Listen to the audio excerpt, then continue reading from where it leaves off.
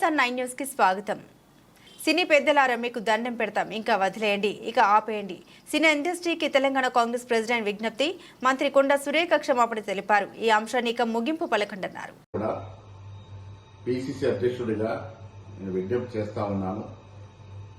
నిన్న మంత్రి గారు మాట్లాడిన విషయంలో ఒక సినీ ప్రముఖుల విషయంలో ప్రస్తావించడం, వారి మనసు గాయపడడం, ఇదంతా జరిగిన పినమట పార్టీ ఆదేశాల మేరకు మంత్రి గారు బేషరతుగా వారు వాడిన మాటల్ని వెనక్కి తీసుకోవడం జరిగిపోయింది.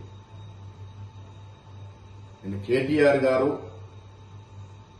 ఒక మహిళ అని చూడకుండా ఒక మహిళా మంత్రి మీద ఒక సోదరుడు సోదరిమణికి వేసే విధంగా పూలారం నూలుకోవు దండ వేస్తే విపరీతంగా చెడు మార్గంలో ట్రోల్ చేయడం, ఎప్పుడో మాటని ఆడియో రిలీజ్ చేయడం, ఆ సందర్భంలో క్రోధోక్తులైనటువంటి మంత్రి గారు కొన్ని కామెంట్స్ చేయడం, అంతకుముందు మంత్రి గారి మీద కేటీఆర్ చేసినటువంటి వ్యాఖ్యలు కూడా మీరందరూ గమనించి ఉంటారు.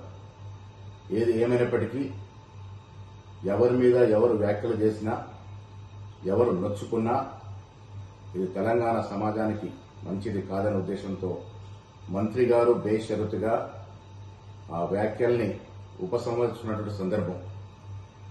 ఆవిడ ట్వీట్లో పెట్టినారు,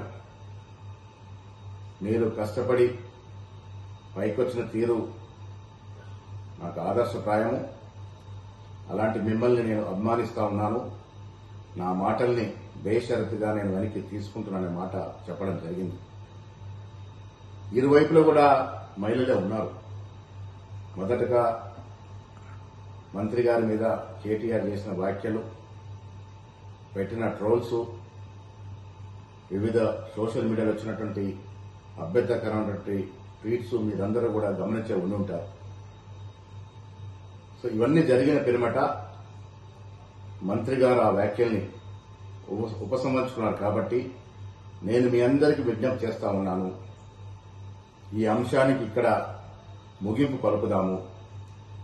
ఇంకా దీన్ని దూరం తీసుకెళ్తే ఇరువైపున మహిళలు కూడా నొచ్చుకొని బాధపడే అవకాశం ఉంది. కాబట్టి సినీ ప్రముఖులందరూ కూడా నేను విజ్ఞప్తి చేస్తా ఉన్నాను, ఈ అంశాన్ని ఇక్కడితో ముగింపు పలుకుదాము.